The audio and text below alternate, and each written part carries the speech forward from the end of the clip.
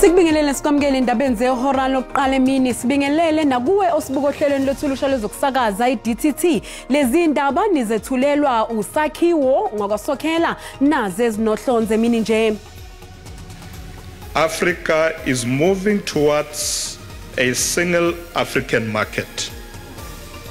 All 54 countries have signed the African Continental Free Trade Area Agreement.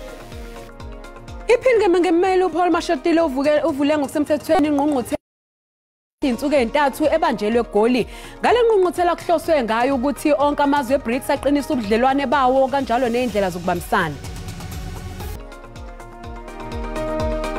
iChippa United ikhuphukele phezulu kanti ke njengoba sibheka kwezemidlalo empeleni iChippa United ikhuphukele endaweni yesine kuloko emva kokuguqisa iSuperSport United ngegoli elilodwa eqandeni izolo ebusuku eBay.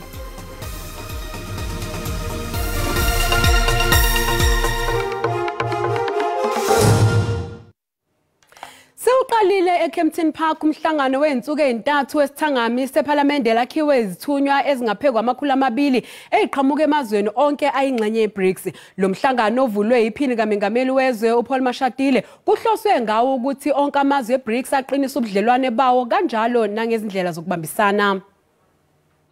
Enkulumeni yakhe yokuvula ukuhlala kwesithangami saleli iParliament elakhiwa amalunga aqhamuka emazweni ayingxenye yeBRICS. uMashatile ukhuthaze igcawu ezizobe seyihlala ngokwehlukana zibhunga ngamaphuzu abalekile ngokuthi kuzofanele iphokophelele ukuthola isombululo maqondana lokho kuyizinselele ezibhekene namazwe lapho beqhamuka khona. Every country faces this consideration and challenges in its resource allocation and decision-making processes. Undoubtedly, this will find expression in your discussions about the 4 broad thematic areas of your agenda, namely climate change, energy security, and just transition of coal to hydrogen energy.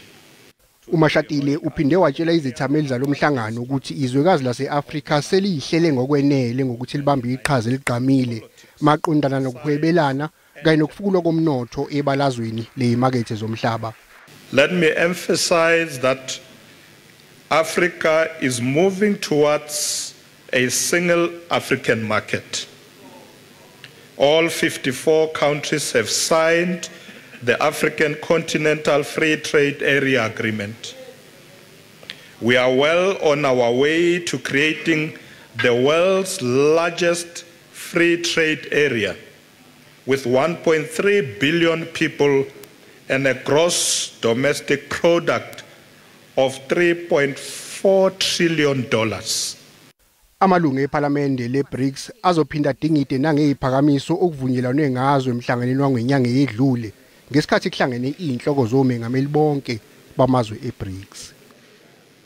Kanti kusenjalo somlomo sishamthetho sikazwelonke kuleli uNosiviwe Maphisa Nqakula uthi zonke izishamthetho zamazwe eBRICS kufanele ziqinisekise ukufezekiswa ngokugcwele kwezibopho zengqungquthela ye-15 yalamazwe. Njengoba isifike yedlula ingqungquthela ezinhloko zembuso yamazwe eBRICS ebisingethwe kuleli nguNcwaba manje sekuhlangene somlomo okuyibo izinhloko zesishamthetho emazweni angaphansi kwalomfela ndawonye. Through the BRICS Parliamentary Forum, member parliaments have a critical role of overseeing actions and monitoring executive branch decisions. To effectively carry out this responsibility, lawmakers scrutinize the outcomes of the heads.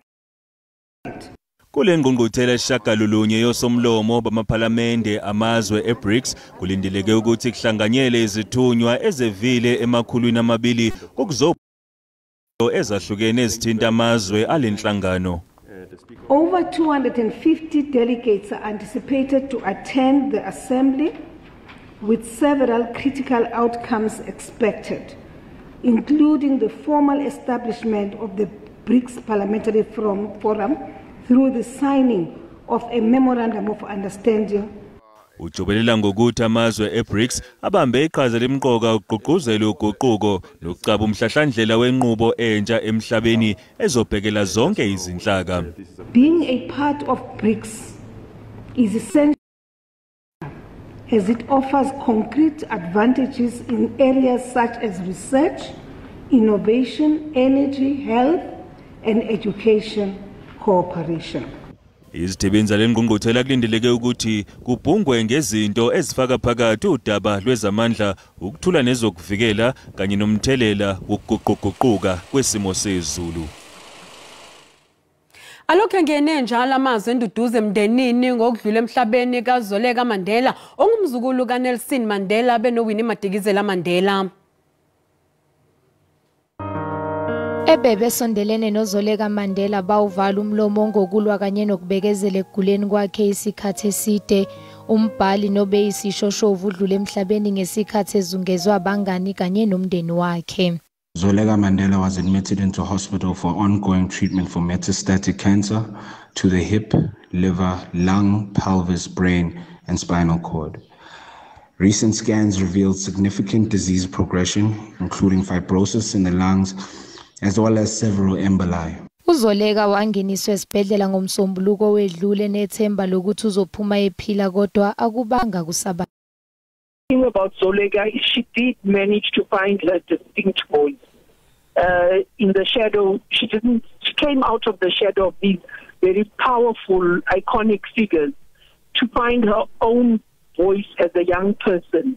And she had more than a fair share of tragedy in her family. And I think in her life, losing her as a young child in a car accident.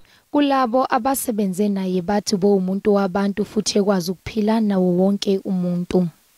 There was a shave-a-thon in 2014 where she actually spray painted her hair at a shave-a-thon in support of cancer. And I remember her words was showing cancer my support today at the shave-a-thon.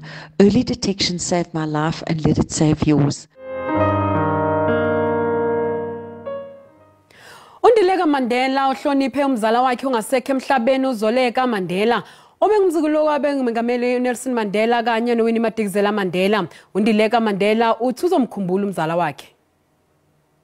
My relationship with her extends from the time that she was born. I mean, we are a close-knit family. So my memory casts back to the times we would spend in Qunu and in jubilant occasions. The one thing that Zo has taught me, as even as his elder sister, as his elder cousin, is endurance and you know, braving the odds. Zo fought courageously. She knew the odds were stacked against her, but that didn't discourage her from fighting against this terrible disease. Umphathi wecala odabeni lokuqondiswa kwezigwegwe kwamalungu e-EFF ePhalamende aphazamisa inkulumo kaMengameli ebhekiswe esizweni usecele ukushenxa kulolu daba ngezizathu ezihlukene. Advocate uNorman Arendse wethule isicelo sakhe ekomidini lokuziphatha kwamalungu ePhalamende namhlanje odingida isicelo sabameli be-EFF sokuhlehlisa lolu daba. Yize leli komiti belihlele ukuzodingida mayelana nokuhlehliswa kosuku lokuqondiswa izigwegwe kwamalungu e-EFF ePhalamende, uAdvocate Norman Arendse obeqokwe ukuthi asingathe lolu daba usecele ukushenxa ngezizathu ezihlukene nokufaka phakathi isikhundla sakhe esisha esikhungweni semfundo ephakeme UCT. uArendse uthi akafuni kube sengathi khona acheme nabo kulolu daba njengoba lesi sikhundla simphoqa ukuba sebenzisane ne-EFF. I've decided that in the circumstances it's best that I withdraw from the matter. Uphinde waphakamisa umbono wokuthi ikomiti aliqale ngokuthola omusha ozosingatha lolu daba ngaphambi kokuba liqhubeke nomsebenzi wokuqondisa lamalungu e-EFF izigwegwe. Parliament will now have to go to the State Attorney again and through the process of getting another initiator. Ilungu le-EFF uDokotela Mbuyiseni Ndlozi linxenxe ikomiti ukuba lisamukele isicelo sika-Advocate Arendse sokushenxa kulolu daba ebese ligxila ekutholeni omunye umphathi wecala. Shouldn't we as a committee entertain the predicament of the initiator close that matter and then allow the hearing to resume. Usihlalo wekomiti nelungu le-ANC uViolet Siwela naye uvumelene noNdlozi kulokhu.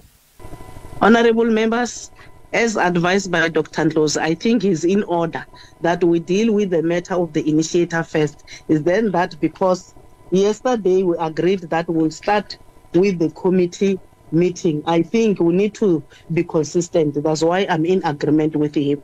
I-DA yona ibeke kanje. I think Advocate Arendse has made his case. He has given us reasons why he feels that he cannot further continue. And I agree with him in terms of the presumption of bias, that there or perception of bias, that there could be. So, Chairperson, I would propose that we accede to his request to be released. Thank you. You've been in a situation where I could predict my safety. I could, I was in control of my life, more or less. There were things that I couldn't manage. And then all of a sudden, that's all taken away. Mbukeli sathi iqhubeka etolo kanti masibuya sokuphathela uWT. Ihlalelo valweni imphakathi yaseKarija eStern Cape ngenxa yokundlondlobala kwegameko zokuthunjwa kweingane zamantombazane. Lo mphakathi uthi awazi ukuthi uzolithola phi usizo njengoba amaphoyisa eyithela ngabandayo uma ebikelwa ngalezi igameko.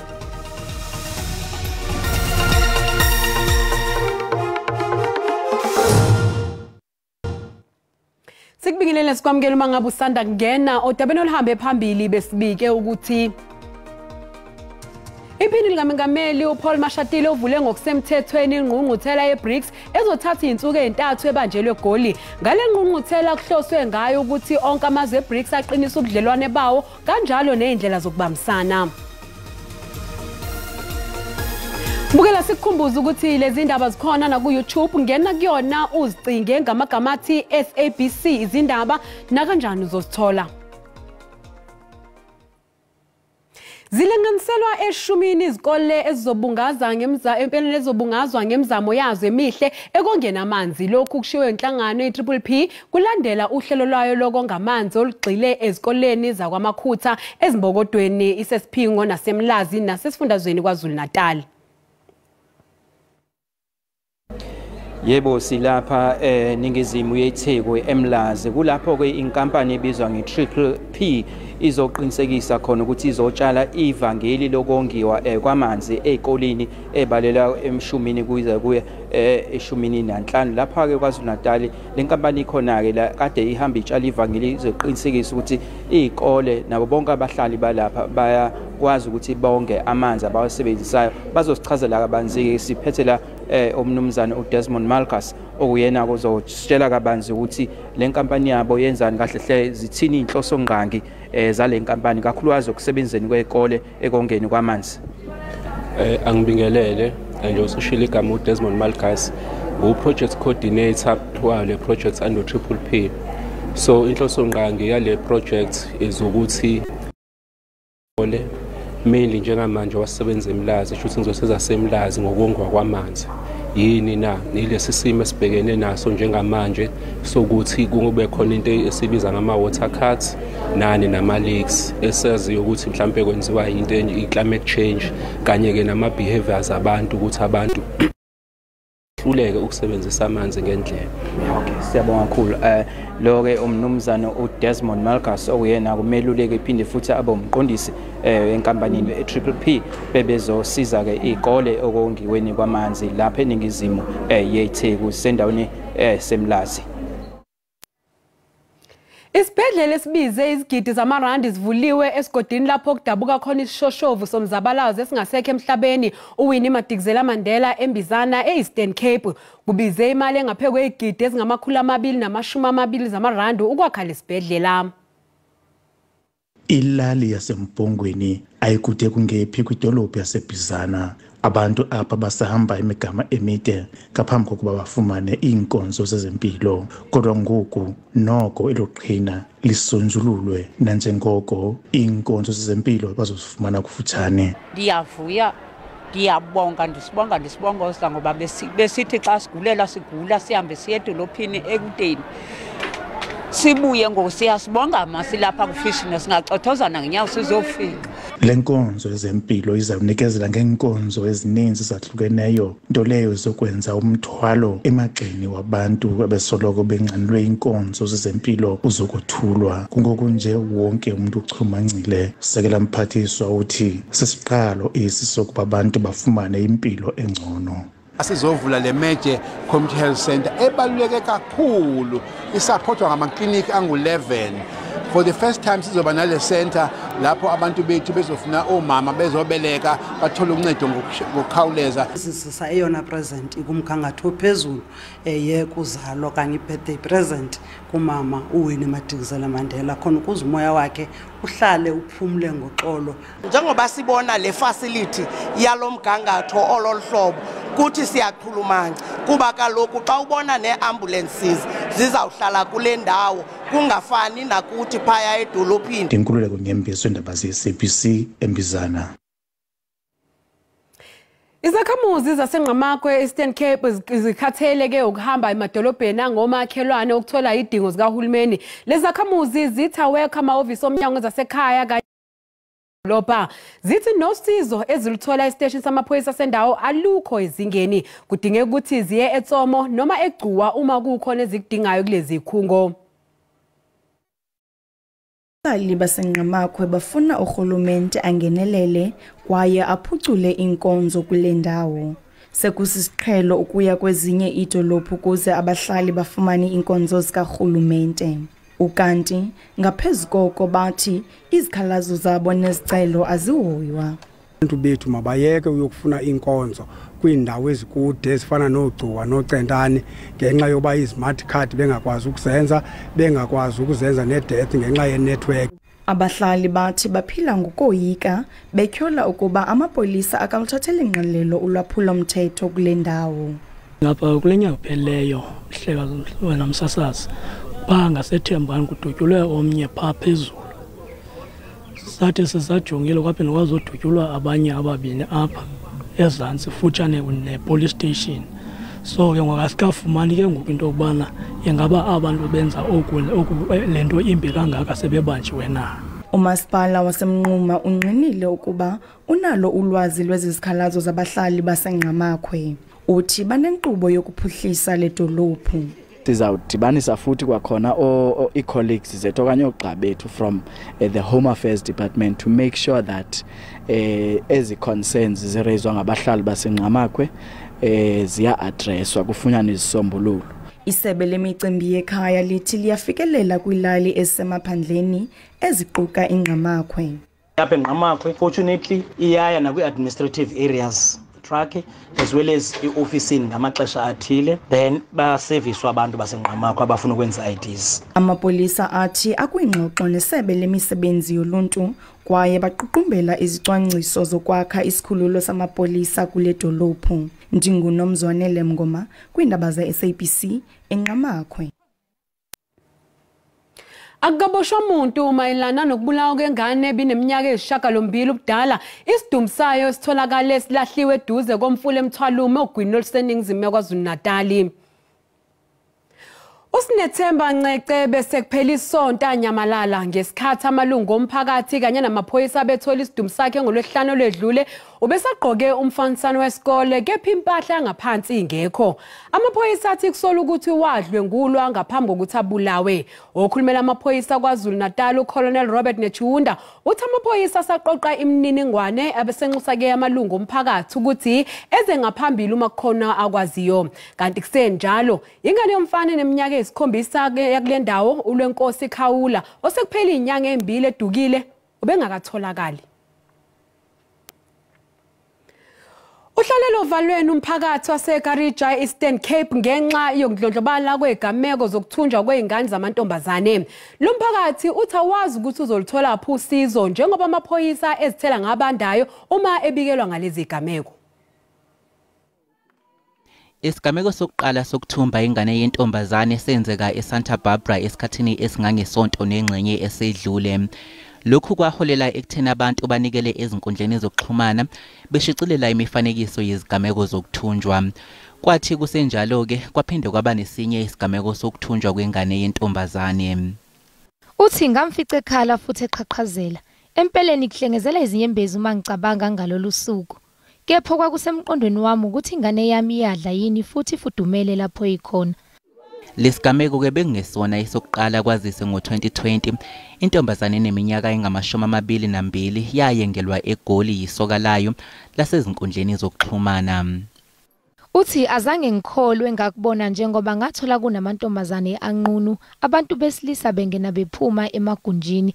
Uma ngimbuza ukuthi kwenzakalani wathi angingakhathazeki ngabanye anginake yena ngoba ngize ngaye kodwa ngokuhamba kwesikhathi ngabona ukuthi nabo ngaphambi kokuthi baphoqe ukuthi badayise ngomzimba. Umeluleki wezengqondo uthi abantu abaningi babhekana nokuthunjwa ngendlela ehlukile. And a lot of people find it extremely difficult because you've been in a situation where I could predict my safety. I could, I was in control of my life. More or less, there were things that I couldn't manage. And then all of a sudden, that's all taken away. Amaphoyisa aqinisekisile ukuthi ziningi izinhlobo zokuthunjwa ezenzeka ngezizathu ezahlukene kanti abesenxusa umphakathi ukuthi uqaphele. Mbukela umhlahlo wesimo sezulu uyalandela emva kwekhefu.